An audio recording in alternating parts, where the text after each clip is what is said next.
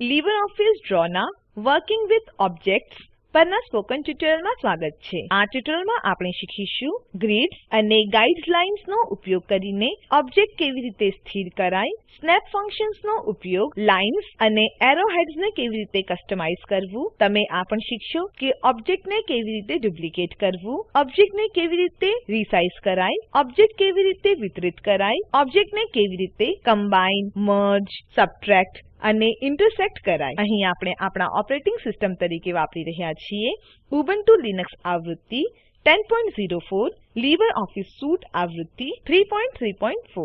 Grid શું છે? ચોકસાઈપૂર્વક draw page. Grid ઓબ્જેક્ટને સ્થિર કરવામાં મદદ કરે છે. ડેસ્કટોપ પર સેવ કરેલ રૂટમેપ ખોલો. પાછલા ટ્યુટોરીયલમાં આપણે સંક્ષિપ્તમાં ગ્રિડ્સનો ઉપયોગ કર્યો. ચાલો હવે ગ્રિડ્સ વિશે વિગતમાં શીખીએ. મેઇન મેનુથી વ્યૂ પસંદ કરો અને ગ્રિડ પર ક્લિક કરો. પછી ડિસ્પ્લે ગ્રિડ પર ક્લિક કરો. ડ્રો પેજ એ આડી અને ઊભી ડોટેડ લાઈનોથી ભરેલ છે. આ ગ્રિડ બનાવે છે. આ ગ્રિડ્સ ફક્ત પ્રદર્શન માટે છે અને પ્રિન્ટ નહીં કરાય. આપણે ગ્રિડ્સને રીસાઇઝ કસ્ટમાઇઝ કરી શકીએ છીએ, એટલે કે જરૂરિયાત મુજબ આને નાનું કે મોટું કરી શકીએ છીએ. મેઇન મેનુમાંથી ટૂલ્સ પસંદ કરો અને ઓપ્શન્સ પર ક્લિક કરો. તમે ઓપ્શન્સ ડાયલોગ બોક્સ જોશો. LibreOffice Draw અને તે પર ક્લિક કરો અને ગ્રિડ પસંદ કરો. રિઝોલ્યુશનમાં આપેલ વેલ્યુઓ ઉમેરો. Horizontal 7 cm, vertical 5 cm. Subdivision એ ગ્રિડમાં સ્પેસિંગની સંખ્યા નિર્ધારિત કરે છે. હવે સબડિવિઝન વેલ્યુ ઉમેરો. Horizontal 3, vertical 4. હવે સિન્ક્રોનાઇઝ એક્સિસ વિકલ્પોને અનચેક રહેવા દો. ઓક પર ક્લિક કરો. ડ્રો પેજને જુઓ. ગ્રિડમાં પ્રત્યેક બોક્સના સાઇઝને જુઓ. હવે એ સ્પેસીસને ગણીએ જે આપણે સબડિવિઝન માટે સેટ કર્યા છે. આડી સ્થિતિમાં 1, 2, 3 સ્પેસીસ છે અને ઊભી સ્થિતિમાં 1, 2, 3, 4 સ્પેસીસ છે. હવે ગાઇડ્સના વિશે શીખીએ. ગાઇડ્સ શું છે? ગાઇડ્સ ઓબ્જેક્ટના કિનારાની સહાયક લાઈનો અથવા વિસ્તરણ છે. જ્યારે આ મૂવ થાય છે ત્યારે આ દેખાય છે. હવે ગાઈડલાઇન્સને સક્રિય કરીએ. મેઇન મેનુમાં જાઓ. વ્યૂ પર ક્લિક કરો અને ગાઇડ્સ વિકલ્પને પસંદ કરો. હવે ડિસ્પ્લે ગાઇડ્સ વિકલ્પ પર ક્લિક કરો. મેઇન મેનુથી ટૂલ્સ પર અને ઓપ્શન્સ પર ક્લિક કરો. ઓપ્શન્સ ડાયલોગ બોક્સ દેખાય છે. ડાબા પેનલથી LibreOffice Drawના આગળ નાના કાળા ત્રિકોણ પર ક્લિક કરો. વ્યૂ પર ક્લિક કરો. જમણા પેનલથી ગાઇડ્સ વ્હેન મૂવિંગ પસંદ કરો. આ રીતે જ્યારે ઓબ્જેક્ટ મૂવ થયા છે તમે ગાઇડ્સને જોઈ શકો છો. ઓક પર ક્લિક કરો. હવે પાર્કને થોડું જમણી બાજુએ મૂવ કરીએ. જ્યારે પાર્ક મૂવ થાય છે તો ઓબ્જેક્ટના કિનારાની વિસ્તરણ લાઈનો દેખાય છે. સ્નેપ લાઇન્સ શું છે? સ્નેપ લાઇન્સ એક વિસ્તાર જે વ્યાખ્યાયિત છે તેમાં બે કે વધુ ઓબ્જેક્ટને સ્થિર કરવામાં આપણી મદદ કરે છે. સ્નેપ લાઇન્સ એ સ્નેપ પોઇન્ટ્સ યુઝર દ્વારા બનાવેલ હોય છે. સ્નેપ લાઇન્સ ઊભી અને આડી રૂપે રન થાય છે અને ડેશેસ લાઇન્સની જેમ દેખાય છે. તમે સ્નેપ લાઇન્સ બનાવવા પહેલા સ્નેપ લાઇન્સ ઓપ્શનમાં સક્રિય હોવા જોઈએ. ડ્રો પેજ પર જાઓ. કોન્ટેક્સ્ટ મેનુ પર જમણું ક્લિક કરો અને સ્નેપ લાઇન્સ પસંદ કરો. હવે ત્રણેય વિકલ્પો તપાસો. Snap lines visible, snap to snap lines, snap lines to front. Snap lines જે આપણે બનાવીએ છીએ તે હવે દેખાશે. હવે સ્નેપ લાઇન્સનો ઉપયોગ કરીએ એક વિસ્તારને વ્યાખ્યાયિત કરીએ જ્યાં નકશામાં બધા ઓબ્જેક્ટ સમાય છે. માઉસ કર્સરને વર્ટિકલ રૂલરના ઉપર મૂવ કરો. ડાબું માઉસ બટન દબાવો. તમે જોશો કે કર્સરનો શેપ હવે બે બાજુના એરો જેવો દેખાય છે. ડ્રો પેજના જેમ ખેંચો. તમે ડોટેડ લાઈન જોઈ શકો છો. માઉસ બટનને છોડો નહીં. ડાબું માઉસ બટનને પકડો. ડોટેડ લાઈન ને પેજ સુધી ખેંચો. હવે માઉસ બટન છોડો.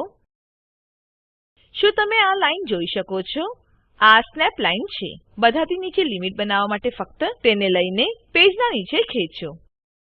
હવે જે વિસ્તારમાં નકશો બંધ થાય છે તેમાં વ્યાખ્યાયિત કરવા માટે 3 હજુ સ્નેપ લાઇન્સ બનાવીએ. આપણે આડી અને ઊભી સ્નેપ લાઇન્સ બનાવી છે. હવે તમે આ સ્નેપ લાઇન સાથે ઓબ્જેક્ટને સ્થિત કરી શકો છો. અવશ્ય તમને જોઈતી તેટલી સ્નેપ લાઇન્સને તમે બનાવી શકો છો. આડી અને ઊભી સ્નેપ લાઇન્સ ગ્રાફ પર એક્સ અને ય એક્સિસની જેમ કાર્ય કરે છે. આ બે એક્સિસમાં તમે ઓબ્જેક્ટને ચોક્કસ રીતે સ્થિત કરી શકો છો. તમે ઓબ્જેક્ટ્સને સચોટપણે સ્થિત કરવા માટે ગ્રિડ લાઇન્સ ના સાથે સ્નેપ ફંક્શનનો ઉપયોગ કરી શકો છો. તમે આ પણ કરી શકો છો. Snap to grid, grid points પર ચોક્કસપણે ઓબ્જેક્ટને સ્થિત કરવું. Snap to snap lines, snap line પર ઓબ્જેક્ટ ચોક્કસપણે સ્થિત કરવું. Snap to page margin, page margin પર ઓબ્જેક્ટને ચોક્કસપણે સ્થિત કરવું. અહીં આ ટ્યુટોરીયલ અટકાવો અને અસાઇનમેન્ટ કરો. બધા ગ્રિડ વિકલ્પોનું અન્વેષણ કરો. તપાસો કે ઓબ્જેક્ટ સાથે શું થાય છે જ્યારે તમે snap to grid, snap lines અને પેજ માર્જિન્સ કરો છો. હવે સ્કૂલ કેમ્પસના આગળ લેખની ચોક્કસ આકૃતિઓના આગળ હજુ એક લેખ ઉમેરીએ. આવું કરવા માટે ડુપ્લિકેટ વિકલ્પનો ઉપયોગ કરીએ. ચાલો લેખ પસંદ કરો. મેઇન મેનુ પર જાઓ, એડિટ પસંદ કરો અને ડુપ્લિકેટ પર ક્લિક કરો. ડુપ્લિકેટ ડાયલોગ બોક્સ દ્રશ્યમાન થાય છે. નંબર ઓએફ કોપીઝ માં વેલ્યુ 1 ઉમેરો અને ઓક પર ક્લિક કરો. લેખની નકલ બનેલ છે. ચાલો લેખને ડ્રેગ કરો અને સ્કૂલના નજીક મૂકો.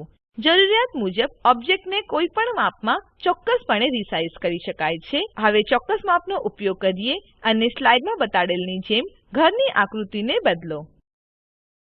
હવે આને એક સરખી ઊંચાઈ અને પહોળાઈ આપીએ અને આના ખૂણાઓને આડા કરીને ફેરવીએ. પ્રથમ હોમ પસંદ કરો. કોન્ટેક્સ્ટ મેનુ માટે જમણું ક્લિક કરો અને પોઝિશન એન્ડ સાઇઝ પસંદ કરો. Position and size dialog box ખુલે છે. પોઝિશન એન્ડ સાઇઝ ટેબ પર ક્લિક કરો. સાઇઝમાં વિડ્થ અને હાઇટ બંને ફિલ્ડમાં વેલ્યુ 3 ઉમેરીએ. પછી રોટેશન ટેબ પર ક્લિક કરો. એન્ગલ ફિલ્ડમાં વેલ્યુ 10 ઉમેરો. છેલ્લે સ્લેન્ટ કોર્નર એન્ડ રેડિયસ ટેબ પસંદ કરો. સ્લેન્ટ એન્ગલ ફિલ્ડમાં 5 ડિગ્રી ઉમેરો. ઓક પર ક્લિક કરો. આપણે ઘરને ફરી ડિઝાઇન કર્યું છે.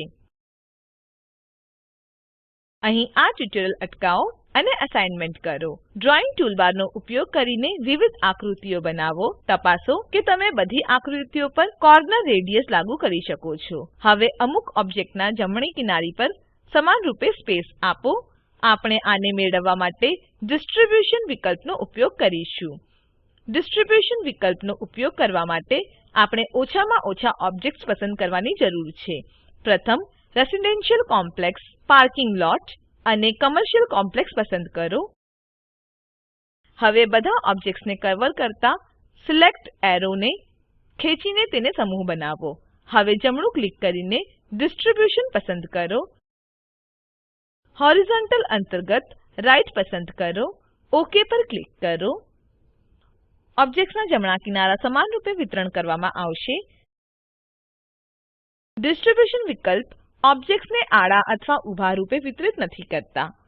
હોરિઝોન્ટલ ડિસ્ટ્રિબ્યુશન વિકલ્પ આપેલને વિતરિત કરે છે: જમણી અને ડાબી કિનારીઓ, આડા કેન્દ્રો અને ઓબ્જેક્ટની સ્પેસિંગ. વર્ટિકલ ડિસ્ટ્રિબ્યુશન ઓપ્શન્સ વિકલ્પ આપેલને વિતરિત કરે છે: ઉપરની અને નીચેની કિનારીઓને, ઊભા કેન્દ્રોને અને ઓબ્જેક્ટ્સના અંતરને. હવે આ નકશા માટે આપણી પોતાની લાઈન સ્ટાઈલ બનાવીએ. મેઇન મેનુ માટે ફોર્મેટ પસંદ કરો અને લાઇન પર ક્લિક કરો. લાઇન ડાયલોગ બોક્સ દ્રશ્યમાન છે. લાઇન સ્ટાઇલ ટેબ પર ક્લિક કરો. લાઇન સ્ટાઇલ્સ માં 3 ડેશેસ એન્ડ 3 ડોટ્સ વિકલ્પ પસંદ કરો. ટાઇપ ફિલ્ડને જેમ છે તેમ મૂકો. નંબર 10 અને 5 ઉમેરો. લેન્થ માં 8%. એડ પર ક્લિક કરો. માય લાઇન સ્ટાઇલ તરીકે નામ ઉમેરો અને ઓક પર ક્લિક કરો. ફરીથી ઓક પર ક્લિક કરો. આ એરો પસંદ કરો. જમણું ક્લિક કરીને લાઇન પસંદ કરો. લાઇન ડાયલોગ બોક્સ ખુલે છે. લાઇન ટેબ પર ક્લિક કરો. સ્ટાઇલ ડ્રોપ ડાઉન બોક્સ પર ક્લિક કરો. હવે આ નવું સ્ટાઇલ બતાવે છે જે બનાવેલ છે. તેને પસંદ કરો.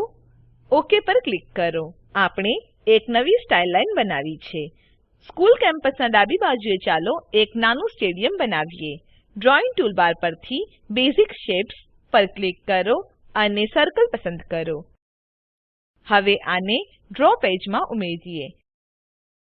વર્તુળની આઉટલાઈન માય લાઇન સ્ટાઇલ ના જેમ જ છે. તેના અંદર સ્ટેડિયમ ટાઈપ કરો. હવે ઓબ્જેક્ટને સંયુક્ત, મર્જ, બાદ કરવા અને છેદવાનું શીખીએ. હવે ઓબ્જેક્ટને જૂથ કરવા અને સંયુક્ત બનાવવામાં શું અંતર છે? જ્યારે ઓબ્જેક્ટને જૂથ કરવામાં આવે છે તો ફક્ત ઓબ્જેક્ટની સંખ્યાને એક સાથે રાખવામાં આવે છે. જ્યારે ઓબ્જેક્ટ સંયુક્ત થાય છે તો નવા ઓબ્જેક્ટ બને છે. આપણે આ વિકલ્પોને બતાડવા માટે 3 ઓબ્જેક્ટ્સનો ઉપયોગ કરીશું. પ્રથમ ડ્રો ફાઈલ પર એક નવું પેજ ઉમેરીએ. હવે ડ્રોઈંગ ટૂલબારથી એક વર્તુળ બનાવીએ. બેસિક શેપ્સ પર ક્લિક કરો અને સર્કલ પસંદ કરો. ડ્રો પેજમાં માઉસને મૂવ કરો અને તેને નીચે ખેંચો. ચાલો બીજું એક ઓબ્જેક્ટ ડાયમંડ બનાવીએ. ડ્રોઈંગ ટૂલબાર પરથી બેસિક શેપ્સ પર ક્લિક કરો અને ડાયમંડ પસંદ કરો. કર્સરને ડ્રો પેજ પર મૂવ કરો, તેને નીચે ખેંચો અને મેનુ બારથી area style filling drop down button પસંદ કરો અને રેડ 3 રંગ પસંદ કરો. ત્રીજા ઓબ્જેક્ટ લંબચોરસ બનાવો. ઓબ્જેક્ટને ગ્રીન 6 તરીકે રંગો. Shift કીને પકડીને ત્રણેય ઓબ્જેક્ટને પસંદ કરો અને દરેક ઓબ્જેક્ટ પર ક્લિક કરો. કોન્ટેક્સ્ટ મેનુ માટે જમણું ક્લિક કરો અને કમ્બાઇન પર ક્લિક કરો. નવું ઓબ્જેક્ટ બન્યું છે. નોંધ લો કે નવું ઓબ્જેક્ટ એ ઓબ્જેક્ટનો રંગ લે છે જે છેલ્લું છે અથવા પાછળ છે. ચાલો કીબોર્ડ પર Ctrl Z એક સાથે દાબીને આ કામને અન્ડું કરીએ. આકૃતિને ફરીથી પસંદ કરો અને કોન્ટેક્સ્ટ મેનુ માટે જમણું ક્લિક કરો. શેપ્સ પસંદ કરો અને મર્જ પર ક્લિક કરો. બીજી એક નવી આકૃતિ બની છે. યાદ રાખો કે ફંક્શન સાથે તમે જેટલો પ્રયોગ કરશો તેટલું વધારે શીખશો. અહીં આ ટ્યુટોરીયલ સમાપ્ત થાય છે. આ ટ્યુટોરીયલમાં તમે શીખ્યા ઓબ્જેક્ટ્સને વ્યવસ્થિત અલાઇન કરવા માટે ગ્રિડ્સ, ગાઇડ્સ અને સ્નેપલાઇન નો ઉપયોગ કેવી રીતે કરાય. તમે ઓબ્જેક્ટને ડુપ્લિકેટ એટલે કે નકલ કરવું, રીસાઇઝ કરવું અને વિતરણ કરવાનું પણ શીખ્યા. આપણે નવી લાઈન સ્ટાઇલ પણ બનાવી અને શીખ્યું કે આપેલનો ઉપયોગ કરીને નવા ઓબ્જેક્ટ્સ કેવી રીતે બનાવાય. સંયુક્ત કરવું, મર્જ કરવું, બાદ કરવું અને ઉમેરવું. નીચે આપેલ લિંક પર ઉપલબ્ધ વિડીયો નિહાળો. તે સ્પોકન ટ્યુટોરીયલ પ્રોજેક્ટ માટે સારાંશ આપે છે. જો તમારી પાસે સારી બેન્ડવિડ્થ ન હોય તો તમે વિડીયો ડાઉનલોડ કરી જોઈ શકો છો. Spoken tutorial project team spoken ટ્યુટોરીયલના ઉપયોગથી વર્કશોપ આયોજિત કરે છે. જેઓ ઓનલાઈન પરીક્ષા પાસ કરે છે તેમને પ્રમાણપત્રો આપે છે. વધુ વિગતો માટે contact@spoken-tutorial.org પર સંપર્ક કરો. Spoken tutorial project A talk to a teacher પ્રોજેક્ટનો એક ભાગ છે જે આઇસીટી એમએચઆરડી ભારત સરકાર દ્વારા શિક્ષણ પર નેશનલ મિશન દ્વારા આધાર અપાયેલ છે. આ મિશન પર વધુ માહિતી આપેલ લિંક પર ઉપલબ્ધ છે. spoken-tutorial.org/nmeict-intro. આઈઆઈટી બોમ્બે તરફથી ભાષાંતર અને રેકોર્ડિંગ કરનાર હું જ્યોતિ સોલંકી વિદાય લઉં છું. જોડાવા બદ્દલ આભાર.